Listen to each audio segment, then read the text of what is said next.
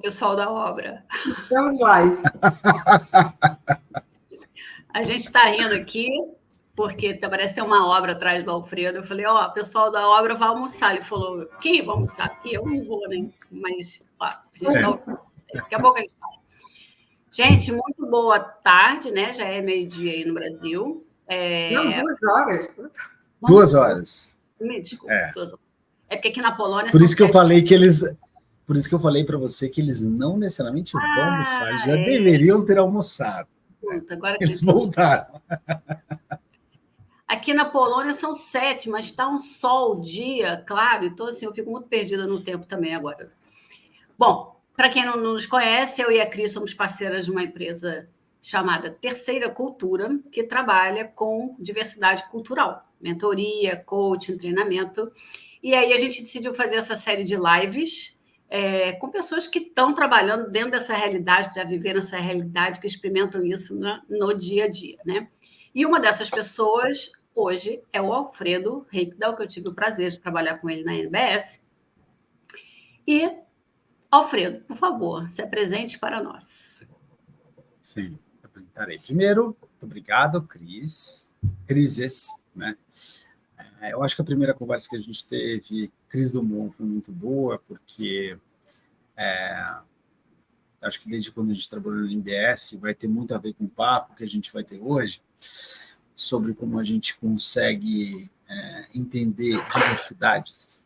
Então, a gente sai de uma diversidade que ela vem de um mundo analógico, um mundo digital, e eu vivi isso durante minha carreira inteira, e a gente vai falar um pouco mais sobre isso. E falando rapidinho sobre mim, eu sou publicitário de formação, comecei a trabalhar no mercado de publicidade digital em 1999, antes, obviamente, eu trabalhei em outros lugares, denota aí um pouco a idade, mas, enfim, na minha carreira inteira eu passei por Globo, Coca-Cola, trabalhei em diferentes agências de publicidade, atuando num processo de transição, do que era antigamente do offline para o online.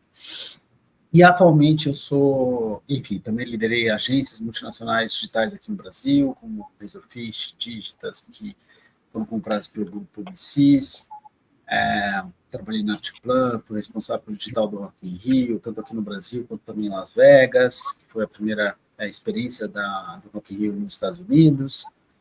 Mas hoje eu lidero uma empresa de origem canadense, aqui no Brasil para a América Latina.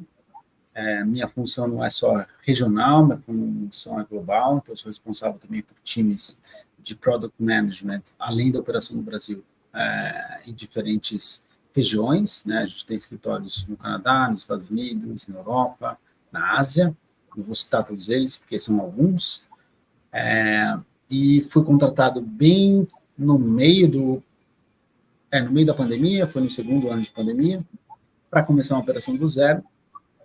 E hoje a gente tem aqui no Brasil 70 pessoas trabalhando, desenvolvendo projetos para clientes fora, não atendo clientes no Brasil, então trabalho para clientes como Pfizer, Google e vários clientes diferentes de fora, desenvolvendo soluções e projetos onde eu tenho times brasileiros que trabalham, às vezes, 100% engajados em projetos, ou também times, ou melhor, componentes de times brasileiros trabalhando com todo esse vasto time que a gente tem espalhado pelo mundo. Muito bom. Alfredo, prazer ter você aqui. Como você falou, você vem trabalhando há bastante tempo com transformação digital, que também não deixa de ser uma mudança cultural, do analógico para o digital. E o que você acha disso? Como é que isso te impacta? Então, voltando um pouquinho para onde tudo começou para mim, e eu estou falando aí de 1999, eu saí de uma agência que era offline, chamada Full Jazz, em São Paulo, tinha passado também pela DM9, Tempos de Destaque, etc. E comecei a trabalhar numa agência chamada Agência Clique, que foi uma agência digital, que nos anos 2000 a gente ganhou, inclusive, diversos prêmios em Cannes, que foi pela primeira vez que Cannes começou a colocar interativo, dentro das categorias.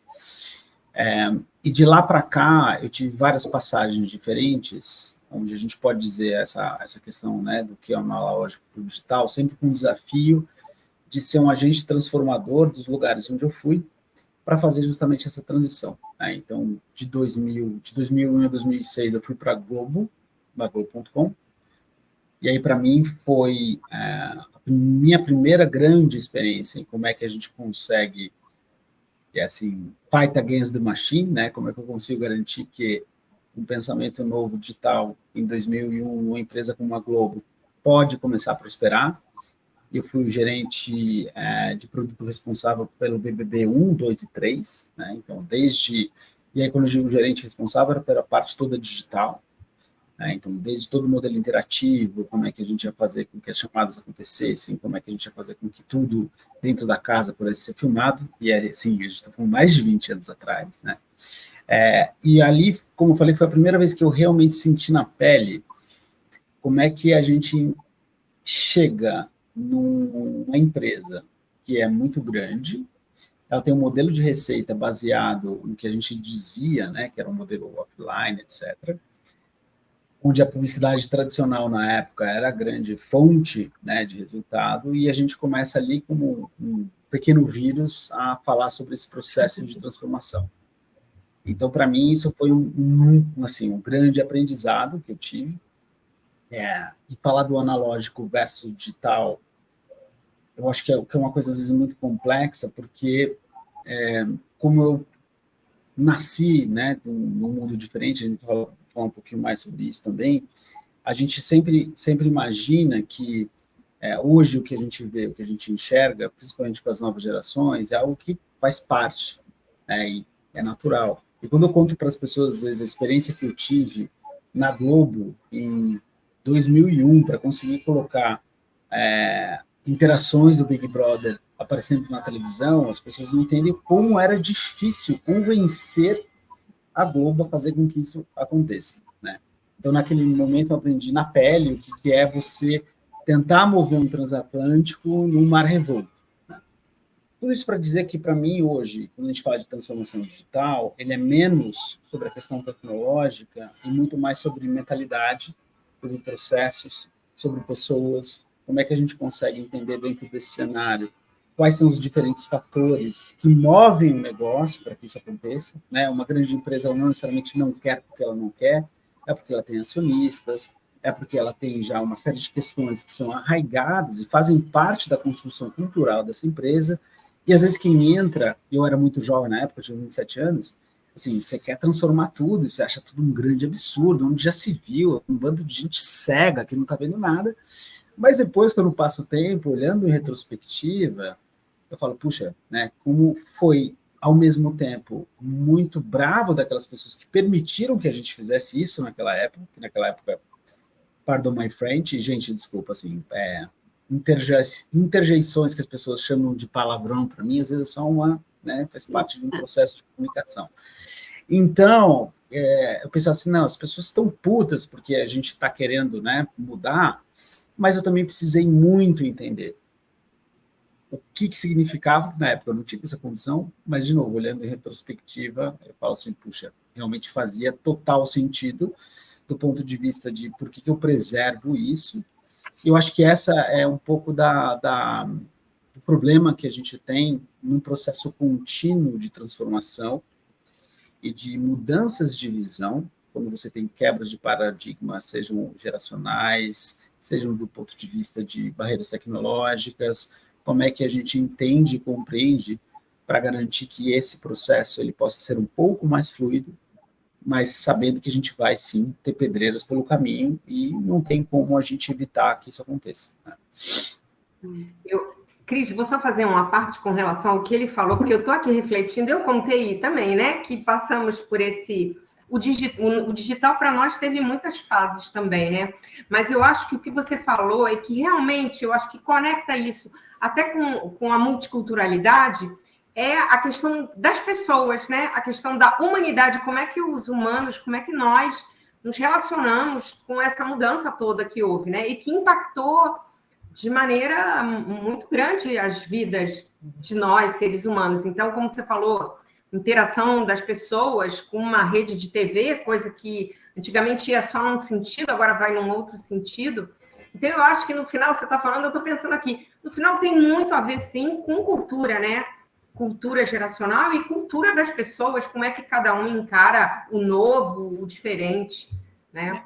Eu ia falar isso, o digital, ele é uma nova cultura, então a gente está falando exatamente de mudança cultural. E você usou uma palavra para dizer eu era um vírus.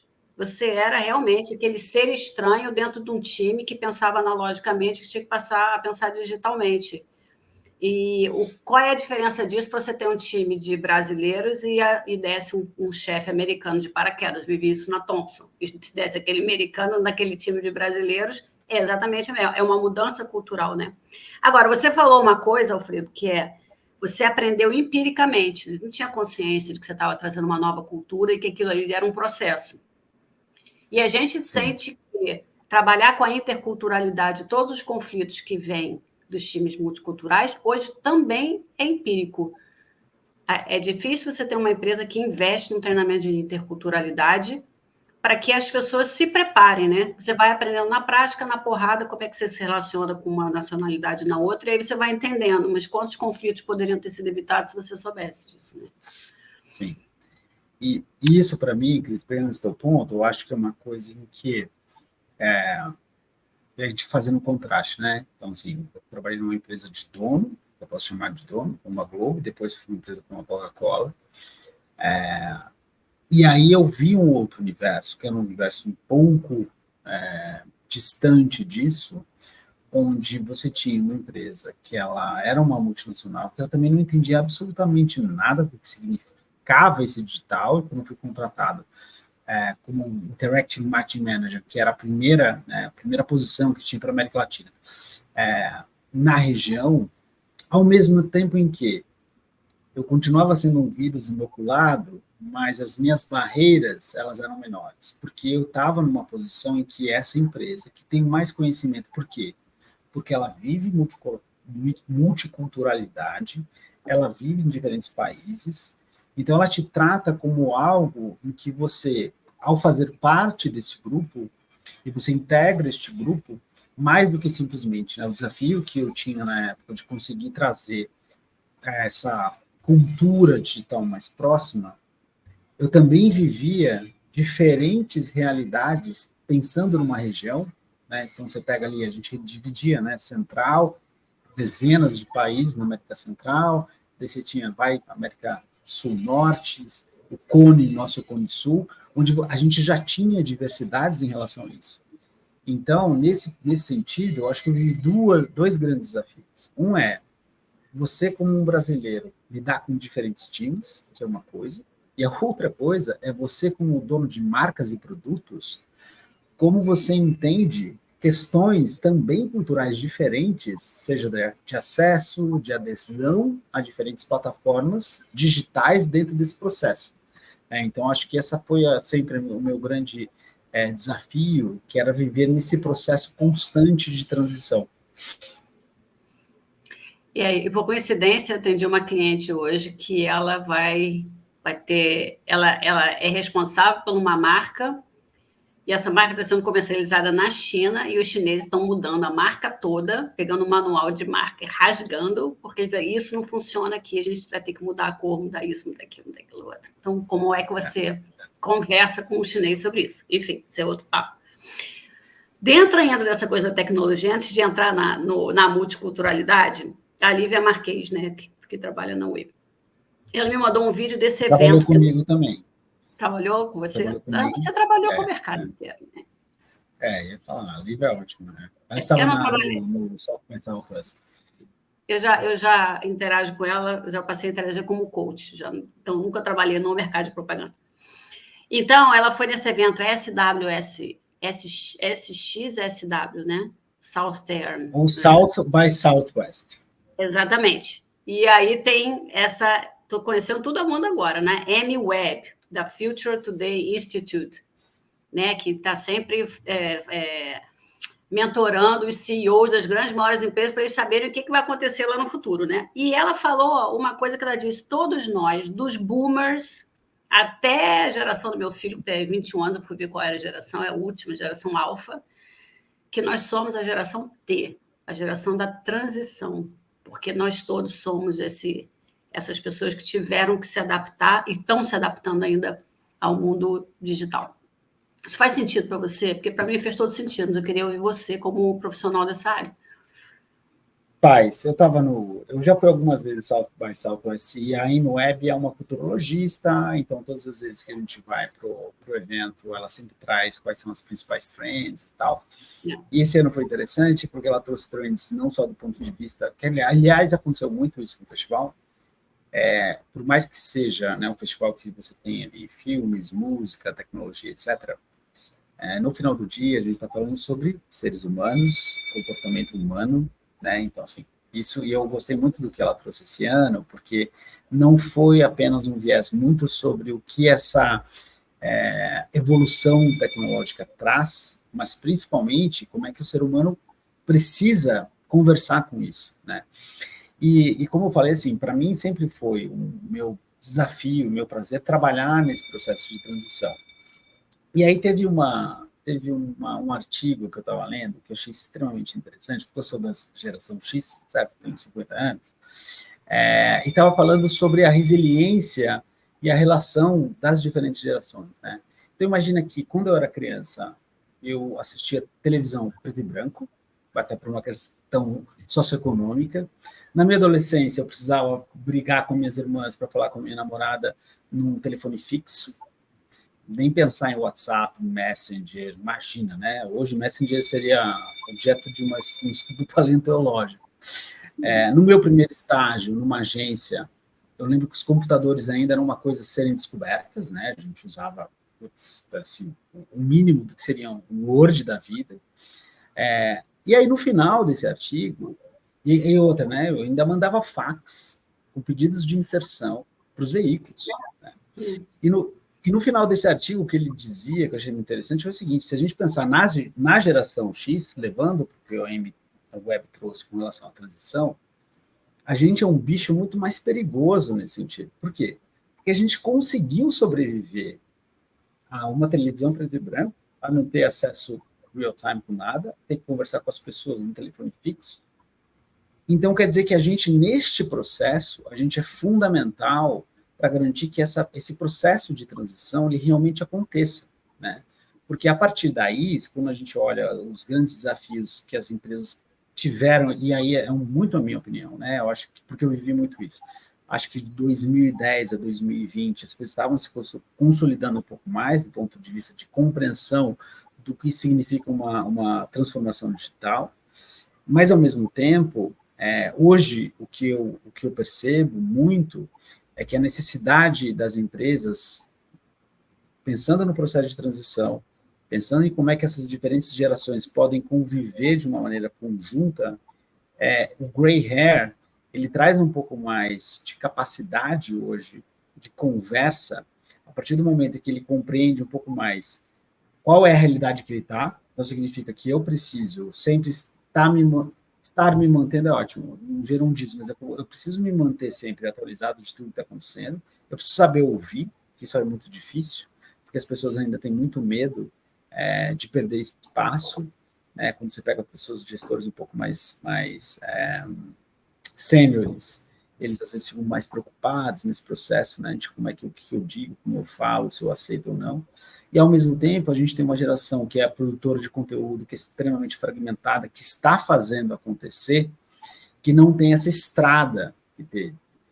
Então, quando a InWeb trouxe, ela trouxe, sim, como uma referência de necessidade para um futuro, mas como ela sempre faz, ela não tem uma resposta. Então, assim, ela coloca um problema na sala e ela diz, olha, temos um problema e temos uma oportunidade. Acho que a oportunidade é justamente essa para uma geração, por exemplo, como a geração X, como a minha, eu estou falando agora em causa própria, que é você poder ser um elo de ligação, ser uma cola dentro desse processo, que ele é muito complicado muitas vezes, porque a gente não briga com algo que já aconteceu, né? E isso eu estou agora me referindo muito à tecnologia. Assim, a gente, assim, não tem como você dizer que não estamos evoluindo, né? A gente vai falar de GenAI, qualquer coisa do gênero, então já foi.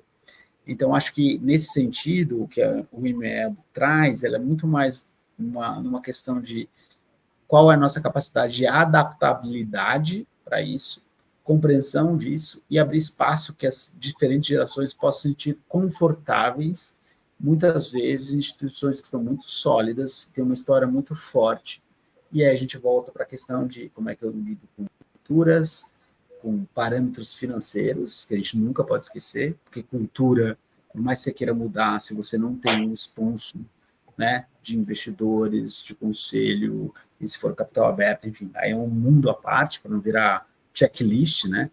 Então, acho que essa do que a Web traz, eu acho que é uma grande oportunidade que tem para as pessoas que consigam compreender isso.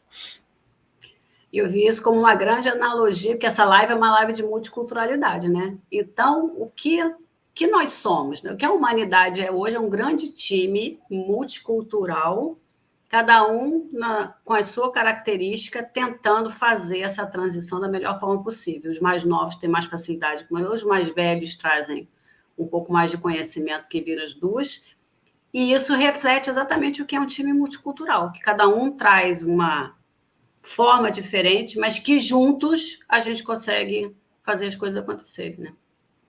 E quando você coloca a questão cultural junto com isso, né? A geracional e a cultural, aí realmente eu acho que a complexidade aumenta, porque, por exemplo, usando aqueles exemplos que a gente já falou, vou trabalhar eu, que sou uma pessoa da geração boomer, eu não diria nem que eu sou X, eu acho que eu sou boomer, e trabalhando com chineses, né, da geração, sei lá, que nasceram provavelmente no ano 2000, quer dizer, a gente tem um duplo choque cultural, né? Um choque geracional e um choque de cultura mesmo, né?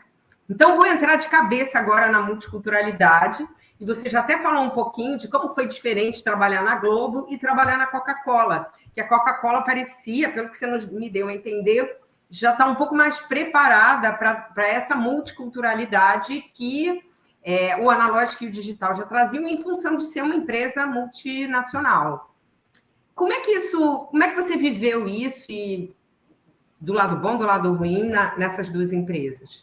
Principalmente porque uma tem uma cultura americana, né? Então, assim, trazendo para os times, né, culturais, multiculturais. Um é uma americana e outro é uma camisa brasileira, né? Com brasileiros. Desculpa, Cris, eu não explicitei isso, né? Porque ele até tinha falado, né? Que a Coca-Cola já como uma multinacional, aberta.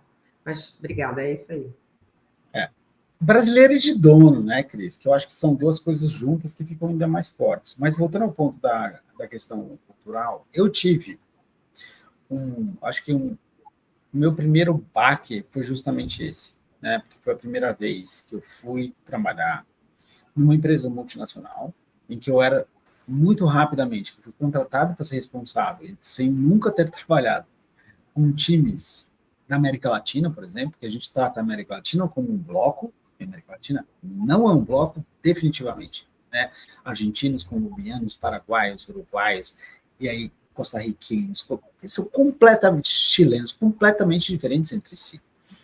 Então, o meu primeiro desafio foi, além de toda a questão de business, etc., foi entender o que significa tudo isso, né? Porque a gente vive numa região e nós somos os únicos que falamos português, então a gente já se sente diferente, porque, né, a gente fala português. Entre eles também se sentem diferentes, então também não basta a gente falar assim, não são hispanos, não são. Então, para mim, foi um desafio muito grande, porque eu precisei aprender a lidar com pares, que foi muito difícil para mim, porque eu era, né, um agente novo, como a Cris falou, era um vírus, sempre fui, né, um vírus de disseminação, etc. E foi, acho que, a primeira vez numa empresa muito grande que a Coca-Cola tinha esse investimento, por ser uma empresa multinacional. Porque quando eu entrei, por exemplo, eu tive que fazer não era bem um teste, né? Na realidade, passava por um teste psicológico, que se chama BIRC, enfim, que te dá um catatal de resultado sobre quem você é e que você divide com seus pares, subordinados, aí não importa qual é o país. E quando eu vi aquilo, eu falei assim, mas por que isso? Depois eu comecei a entender o porquê daquilo, né? Porque eu consigo entender tá, mas o que significa a tua cultura? Como é que você é? Como é que você reage? E a partir daí, eu acho que foi um aprendizado que eu tive diversos conflitos, nesse processo de compreensão das diferentes mentalidades. E aí, quando você entra num papel novo, diferente, que não é sobre imposição, né, é sobre como é que você pode ser mais gregário. Para você ser gregário, você precisa entender sobre o que significa empatia, sobre o que é ouvir, quem é o outro.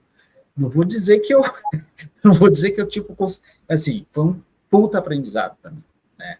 Então, acho que o que eu sou hoje, se eu não tivesse passado por esse período, por exemplo, de Coca-Cola, eu jamais conseguiria entender o que é trabalhar com times de diferentes países, sendo responsável por uma operação regional e, ao mesmo tempo, também por pessoas que estão em diversos países diferentes.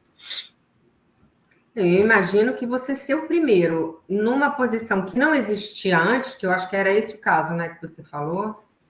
Sim. Essa tua posição não existia antes. Não. Você não tem... Pode ir. Você não tem uma referência, né? Quer dizer, você tem uma proposta, mas você não tem uma história, uma referência até para se basear, né? Acho bastante desafiador. Então, Cris, eu acho que assim, obviamente, do ponto de vista da minha posição, não tinha nada. Mas foi a primeira vez que eu descobri que é você trabalhar numa multinacional, de fato, onde ela te respeita pela tua posição. Então, assim, eu não sou um vira-lata, eu sou um cara que sou respeitado por todos, então também para mim foi uma grande surpresa. E aí, como é que você, tendo a síndrome do vira-lata aqui atrás, consegue se colocar e se posicionar sem agir como alguém que pensa que é um vira-lata só, né? Então, acho que esse para mim foi o começo de um aprendizado, né? Eu demorei muito tempo, porque depois eu trabalhei com várias outras empresas diferentes, também respondi para chefes fora do Brasil, mas foi um início de uma jornada que me deu muito, obviamente, muito aprendizado, né? De tentativa e erro, mas também muito prazer, porque hoje o meu grande prazer é assim, aliás, a única coisa que eu faço, e eu costumo dizer é o seguinte, eu não faço nada, eu não trabalho, eu preciso garantir que os times estejam felizes, satisfeitos, engajados, entregando. Esse é o meu principal trabalho. E para eu fazer isso acontecer, eu preciso entender como é que eu faço com que essas diferentes pessoas, de diferentes culturas, diferentes realidades, consigam se sentir parte de um único time, consigam se sentir integradas, consigam entregar o trabalho, né? Então, eu acho que ali foi a primeira sementinha que eu tive nesse sentido. Então, pega o gancho aí e vamos falar do seu trabalho hoje, né? Hoje eu já sei que você tem um chefe que já é um chefe de uma outra cultura, já é uma dupla cultura, digamos assim. Como é o seu relacionamento hoje com esse chefe? Explica para a gente quem ele é. Então, na verdade, a nossa empresa é uma empresa de origem canadense, ela foi fundada, e hoje o nosso CEO está baseado em Hong Kong. Apesar de ter vivido no Canadá há muitos anos, eu respondo para um presidente global que fica em Nova York, que é um canadense também, o que já mostra, né? Então, tem um canadense morando em Nova York, tem um cara que vive a vida inteira no Canadá, mas está em Hong Kong, o que já mostra o quanto que a empresa, né, ela já tem um pensamento muito mais fluido nesse sentido, o que facilita muito esse processo. Obviamente que, assim, tendo um latino-americano, e aí eu me coloco muito nessa posição, porque eu trabalhei muitos anos com mexicanos, eu precisei aprender, se a gente acha às vezes que a gente é muito emocional, o mexicano ele é emocional de uma outra maneira, né, e lidar com o mexicano é um desafio, ao mesmo tempo é uma delícia, quando você entende como é que eles são, porque para mim nunca, aliás, isso eu acho que é um ponto importante, antes eu tinha preconceitos sobre culturas diferentes, então eu tinha estereótipos sobre as pessoas. E nesse processo, para mim, foi muito rico, porque eu entendi como é o mexicano dentro da sua realidade e como é que eu preciso lidar com ele sem um juízo de valor sobre quem ele é, sobre os valores que ele tem, porque a gente está falando sobre trabalho, né? E aí eu comecei sucessivamente a entender também como são os nossos indianos, porque a gente tem bastantes indianos, não na Índia, mas trabalhando, por exemplo, em Vancouver, no Canadá. E aí eu estava liderando a operação da Romênia. São pessoas completamente diferentes. Então, nesse processo, Cris, você está falando com relação à minha relação com o meu chefe, por exemplo, e aí falando especificamente mais da questão com os asiáticos, eu acho que o que eu consegui desenvolver nesse tempo todo foi justamente essa compreensão de como é que a gente pode ser mais flexível, né? Se eu estou falando com um brasileiro, muitas vezes a gente precisa ser mais expressivo, demonstrar mais as emoções, a gente precisa compreender aquele momento que a gente vive, enquanto muitas vezes a gente tem um processo mais hierárquico, dependendo de como é que é uma estrutura. Se você vai para uma questão mais asiática, aí a gente precisa ser mais colaborativo, e a assertividade, muitas vezes, ela é lida com uma agressividade, e a forma como alguém fala, né? Você pega, por exemplo, e aí eu acho que não é nem uma característica só do indiano, eu acho que o americano também tem essa coisa muito, né, da assertividade. Nós, latino-americanos, temos uma certa reatividade a isso. Então, o que eu consegui crescer, e olhando hoje a relação que eu tenho internamente dentro da empresa, é muito em cima de como é que eu consigo construir esse caminho, né? E eu posso dar alguns exemplos do que eu já ouvi de diferentes clientes, não preciso citar quais são, mas que quando começaram a trabalhar com times do Brasil, quando eles mencionam, né, e eu tenho premiações, por exemplo, de grandes clientes farmacêuticos com relação a isso, que eles falam tecnicamente, né, por que estamos premiando a operação, o squad, etc., mas sempre tem um resíduo que é dito: as pessoas são mais amáveis, são mais flexíveis, elas são mais abertas, o que não é bom ou ruim, mas é uma característica, né?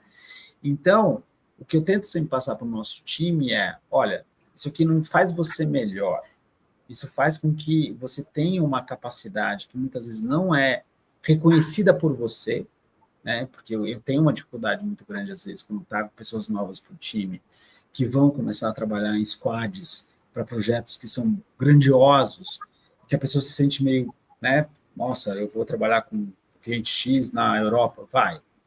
E, ao mesmo tempo, fala assim, mas olha só, como vocês são reconhecidos, como vocês são vistos. E, ao mesmo tempo, tem um caminho de volta. Com quem você está falando, quem é essa pessoa, qual o contexto que ela está. E essa parte hoje, eu vou ser bem honesto, é muito mais difícil. Por quê? Porque eu também, por mais que empiricamente eu venha aprendendo e me desenvolvendo nesse sentido, eu acho que ainda falta muito para as empresas que trabalham num modelo. Ele é um modelo em que você não vende pessoas, né? Porque a gente não vende pessoas, a gente vende soluções em cima de times, etc., onde você precisa garantir que elas sejam gregárias, trabalhem juntos, etc. Eu posso te garantir que se a gente tivesse um preparo muito maior para os gestores hoje, para essa compreensão, seria muito melhor, né? Então, depende muito de quem está fazendo ali a gestão do dia a dia. Eu vou aproveitar porque isso é a nossa área, Cris, só para a gente fazer essa pergunta, né? A gente está falando com alguém que tem questões multiculturais, mas as empresas não investem nisso. E não é uma questão de Brasil, é uma questão de mundo, né? Você tem alguma opinião de o que acontece que ainda não se percebeu a importância disso? Olha, Cris, eu não acho que não se percebeu. E aí, assim, eu acho que falta KPIs, onde, imagina que se você conseguisse ter um case, né, onde isso tudo acontece, porque, por exemplo, eu falei da Coca-Cola, eu sei que a GE, tem amigos que foram da GE, que fazem esse processo internamente, né? Então, essas grandes corporações, elas costumam tentar fazer isso, não sei se funciona ou não. Só que o mundo mudou demais. A gente pensar no mundo pós-pandêmico, mesmo pandêmico, onde internacionalmente todo mundo começou a descobrir que pode trabalhar de qualquer lugar, as empresas aproveitaram, questões financeiras, etc. Eu acho que as empresas ainda não entenderam que se elas conseguirem fazer com que essas diferentes pessoas que deveriam fazer parte de um time, né, porque pessoas juntas não são um time, se elas tivessem essa camada, e as empresas, né, de um suporte para que essa compreensão acontecesse, obviamente que a gente teria muito mais eficiência, assim, sem sombra de dúvida. Então, tentando responder você, assim, não tenho uma opinião. A minha opinião é que ainda essas empresas, eu estou falando de empresas, né, de tamanho médio, aí, de até 1.000, 2.000 pessoas, mais ou menos, que trabalham nesse modelo, elas não conseguiram sentir ainda o benefício, né? Até porque elas também não fazem ideia do qual é o custo disso. Né? Então, por isso eu falei no qual é a relação entre custo e benefício, que poderia se colocar facilmente num ROI aí de como é que você aumenta a eficiência a partir do momento que os times começam a sentir mais parte, que é o que eu vivo hoje. Eu consigo hoje ter resultados em cima de times que começaram a trabalhar muito mais integrados e estando em diferentes localizações. Eu tenho uma liderança brasileira que tem times, tem pessoas que trabalham em diferentes países e o cliente acha maravilhoso. Poderia ser melhor? Sem sombra de dúvida. Né? A gente deveria ter um suporte, eu também acho que sim. Mas eu acho que tem muito, eu acho que isso é muito novo ainda, Cris, para esse universo. Né? Eu acho que as multinacionais, talvez aí você pode falar muito melhor disso, elas têm mais consciência dessa necessidade, mas eu também não sei, e é também uma crítica que eu faço, se os modelos que elas construíram no passado funcionam atualmente, porque, como eu falei para você, entrei na Coca-Cola, deram uma bíblia sobre mim, depois de 3, 4 dias de conversa, eu duvido que alguém tenha lido o material que foi gerado sobre mim, entendeu? Quer dizer, que não quer dizer que foi eficiente, eu sei que geraram um documento X, né? E a gente tinha até comentado, né? Que os Estados Unidos, também cultura americana, gera um documento, literalmente, by the book, está aqui o Alfredo. E o brasileiro vai sair para tomar um chopp depois do trabalho e vai conhecer o Alfredo melhor do que qualquer relatório. Vai, Cris. Eu queria fazer uma parte sobre esse assunto, porque eu acho que realmente, eu concordo com o Alfredo, eu acho que isso vai acontecer naturalmente, mas eu queria falar da experiência que eu tive na Vesúvios, eu acho. Eu acho que a Vesúvios, ela começou pensando nos indicadores de diversidade étnica, de gênero,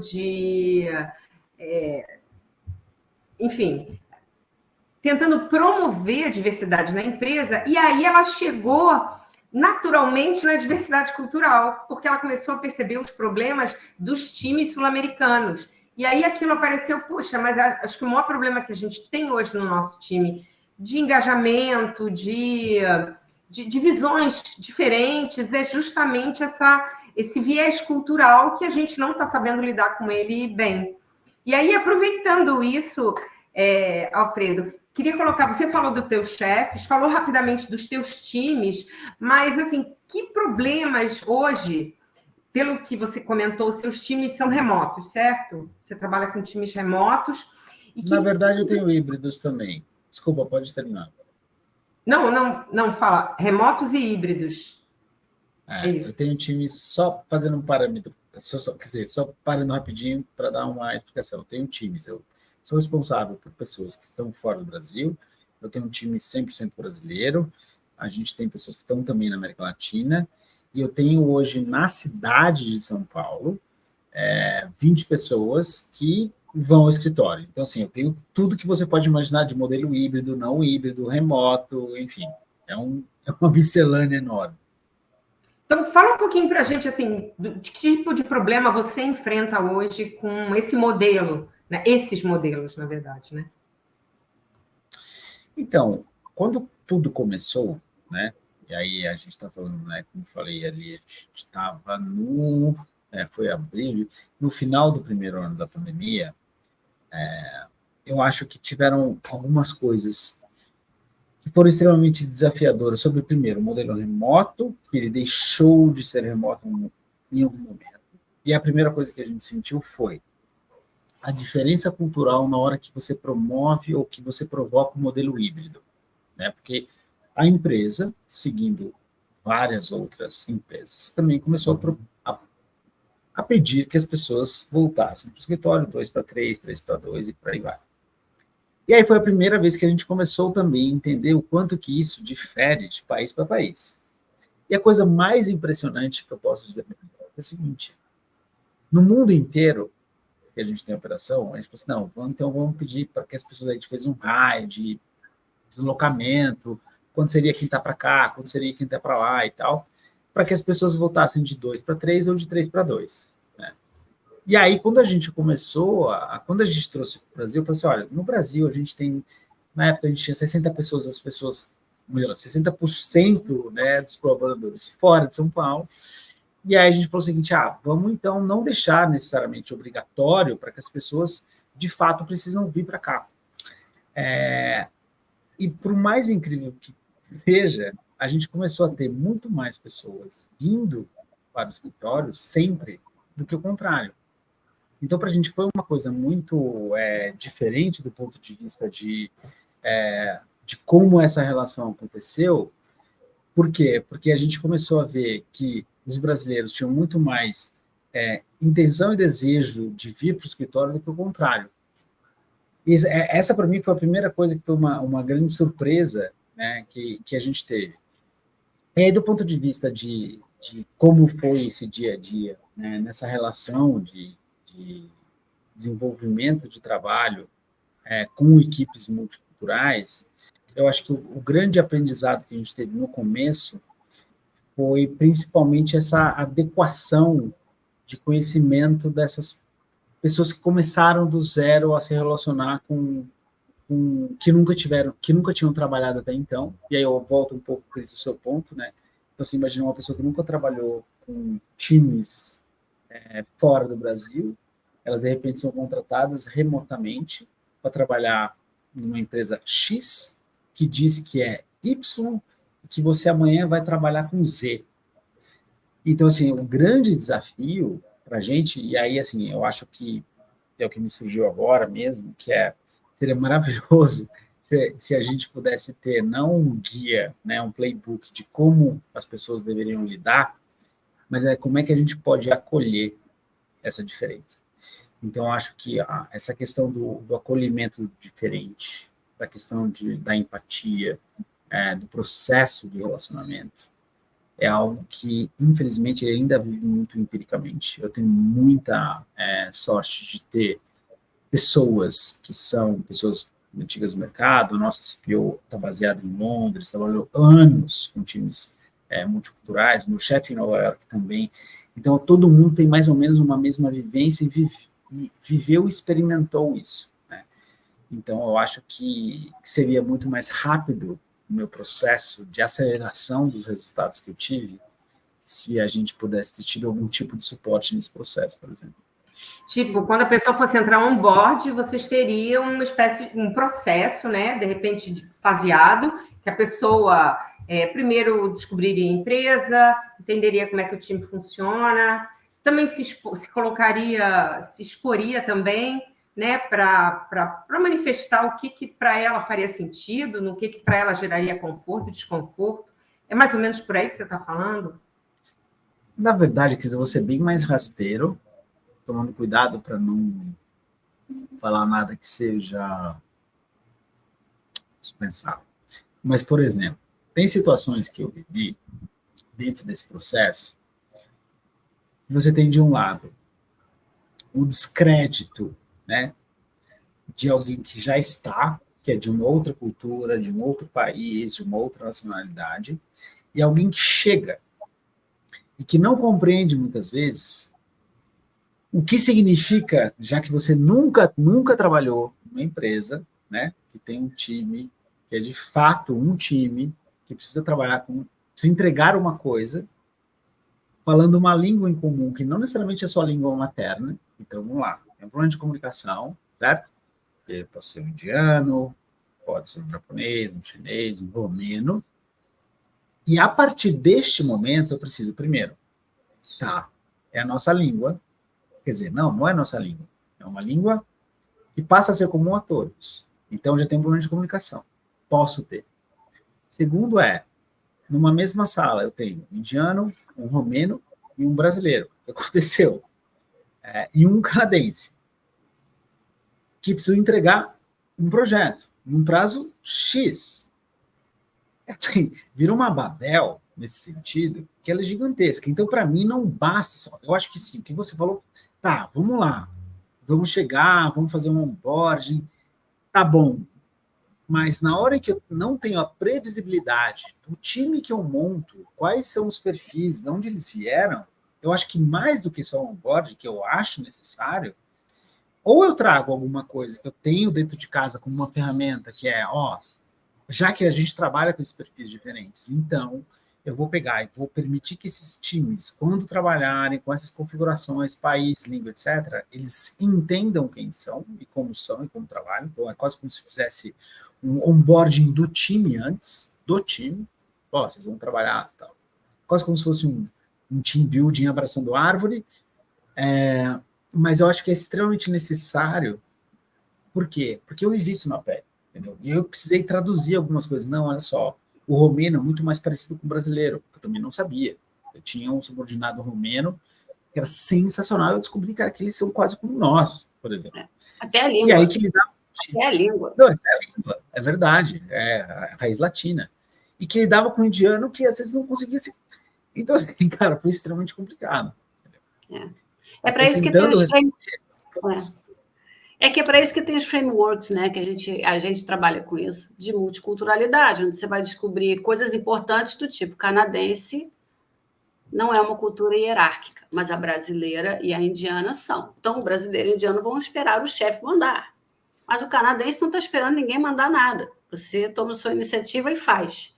E nisso já tem um grande conflito, né? Então, se as pessoas tivessem ideia de aonde elas estão pisando e, ele não fez nada, é porque ele é um preguiçoso. Não fez nada porque ele está esperando você mandar. Inclusive, ele está achando que você é um chefe relapso, porque você tinha que estar mandando e você não está mandando nada. Então, tem uma mixórdia aí que, se tivesse um conhecimento prévio, que é isso que a gente acredita, por isso que a gente está aqui, né, Cris? As coisas seriam muito melhores, não precisariam ser tão empíricas como você falou. Mas você falou duas coisas importantes. Se não tiver KPI e se não entender quais são os benefícios, realmente fica difícil vender.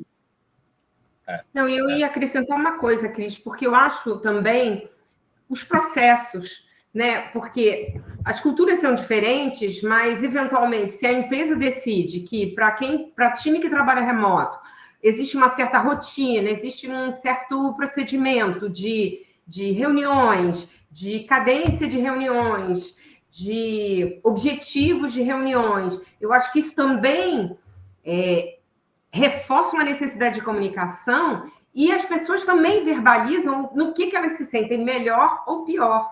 Quando você tem vamos dizer assim, essas rotinas, acho que é importante ter essas rotinas. Olha, a gente tem uma reunião de team building uma vez por mês, a gente tem uma reunião de abertura da semana, a gente tem uma reunião de fechamento da semana. Eu acho que a rotina traz um pouco de conforto também e um pouco de compartilhamento dessas diferenças. Fica mais claro para as pessoas. E os acordos, né? Que isso aí é realmente team building, é coaching de equipe, grupos e equipes, né? Vamos fazer os acordos iniciais. O acordo inicial é todo mundo vai falar, todo mundo tem voz, teu inglês é ruim, não tem problema, todo mundo vai querer entender. Todo mundo vai ser direto, aqui pode dizer não, né? Porque as culturas como brasileira, a gente não vai dizer não. Vai dizer nas entrelinhas. Né? Entrelinha, o canadense não vai entender nada, vai achar que o trabalho vai ser entregue e não vai ser entregue. Né? Na prática, é isso que acontece. É o famoso pode ser, quem sabe, a gente entrega, mas o não é difícil. Né? Que para um outro brasileiro já entendeu, né? Não vai rolar. Mas para o americano, não, até que vai. Né? Alfredo, o que muda no Alfredo? Agora a pergunta interna, filosófica, coaching. O que muda em você cada vez que você senta na frente de alguém de uma outra nacionalidade, que não é a sua? Então, Cris, eu tive... E aí, falando já que é para falar pessoalmente, eu acho que eu tive uma... Bom, a sorte é complexa. Mas, enfim, eu vim de a minha... Relembrando o que a gente falou no início, geração X, TV, etc. A minha realidade de vida, ela foi uma realidade que ela ela necessitou que eu tivesse um ouvido aberto às dificuldades que são muitas vezes inerentes e à diversidade, né? Família pobre, etc. Você vai. Então, assim, né, eu nasci numa bolha, então você precisa se inserir, você precisa correr. Então, acho que eu, particularmente, eu consegui ter uma história de vida que me ajudou muito a olhar para isso. Do outro ponto de vista, né, o que traz isso para mim hoje, assim, eu fico, assim, é de uma riqueza para mim, né, trazendo pessoalmente, tão grande você conseguir ouvir alguém, ter empatia com o que o outro diz, ter tido o trabalho, porque essa é a minha função, né, de entender de onde essa pessoa vem.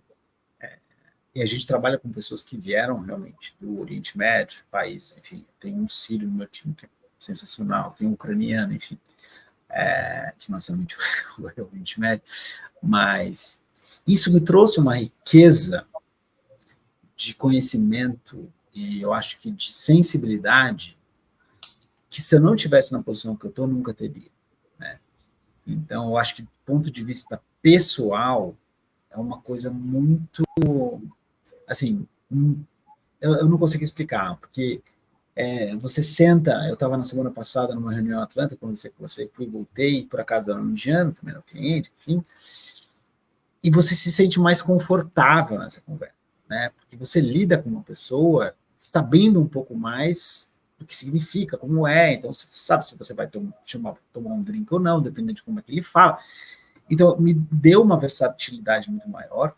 O que eu acho que poderia ter acelerado muito isso era eu não ter precisado quebrar a cara tantas vezes, entendeu? Não precisar ter errado tantas vezes, né? Assim, eu estou falando só de coisas boas, mas, puta, eu quebrei a cara diversas vezes, tive chefes franceses, CFO francês, quando liderava uma agência aqui no Brasil, cara, que foi terrível, não consegui contratar um estagiário, porque eu não entendia como é que o francês pensava, eu achava o pior ser humano do planeta Terra, entendeu? Então, assim, eu vivi isso, entendeu? E o coitado não tinha... É uma questão que eu não conseguia entender o que significava isso naquele momento, entendeu? Então, sendo velho, com 50 anos, hoje, eu falo assim, entendi. Então, eu sou muito grato a essa trajetória que consegui ter e o caminho que eu percorri. Vou resumir para você como um coach faz. O que você falou? Você falou que você ouve, você acostumou a ouvir as pessoas, né? Você é curioso. O que é, né? O que é essa diversidade? Você tem a empatia de entender, de tentar entender, e você tem o acolhimento. As 4 palavras saíram da sua boca, não da minha. É isso que você faz. Então, essa é a postura de um líder de um time multicultural. Não, e aí a gente coloca a pergunta: que benefícios ele vê em trabalhar com multiculturalidade? Boa. Eu acho que, de certa forma, ele respondeu, né? Para mim, a resposta dele foi super, colocando isso de uma maneira super positiva. Mas você fica à vontade, Cris, posso? Então, Cris, mas olha, sabe que é um negócio que eu não tinha pensado, agora você falou, e toda essa conversa que a gente está tendo,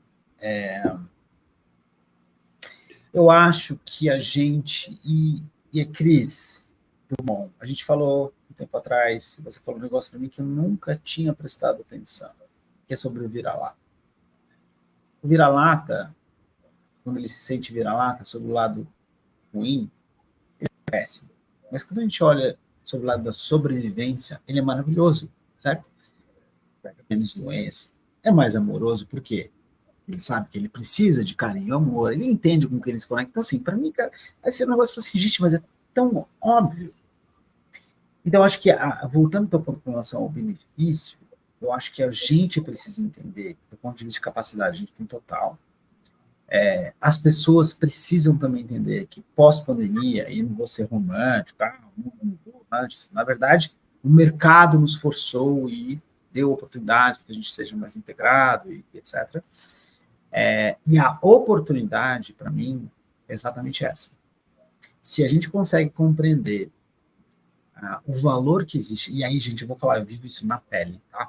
Por quê? Tem vagas abertas, se contratar pessoas que falam inglês, consigo viver nesse ambiente e muitas vezes eu não consigo. E a gente paga super bem, enfim, é complexo Cris, demais enquanto... você. Não, eu juro por... Gente, eu juro por Deus, é complexo demais. Por quê? Porque talvez as pessoas elas não entendam que esse mundo ele ficou menor, né? Ele ficou menor do ponto de vista de contato, mas ele continua gigantesco do ponto de vista de distâncias de compreensão deste universo cultural que é completamente diferente, né? Então, eu acho que, assim, hoje, se eu olhasse para o Alfredo lá de trás, eu juro para você, eu não, fazer publicidade, nada disso. Cara, eu vou lidar com pessoas. Por quê? Porque a grande questão é como é que a gente faz com que as pessoas ouçam as pessoas, se conectem com as pessoas, porque no final do dia, a única coisa que eu tenho hoje como ativo, eu costumo dizer isso, são as pessoas. Então, assim, eu não vendo horas homem, eu vendo neurônios. Os neurônios precisam estar felizes, satisfeitos, cara, engajados, entendeu? Então, voltando ao que eu falei, o time do Brasil vem para o escritório, não é porque eles são obrigados, porque eles querem tomar um chopp, eles querem almoçar junto, entendeu? Então, assim, é cultural, obviamente.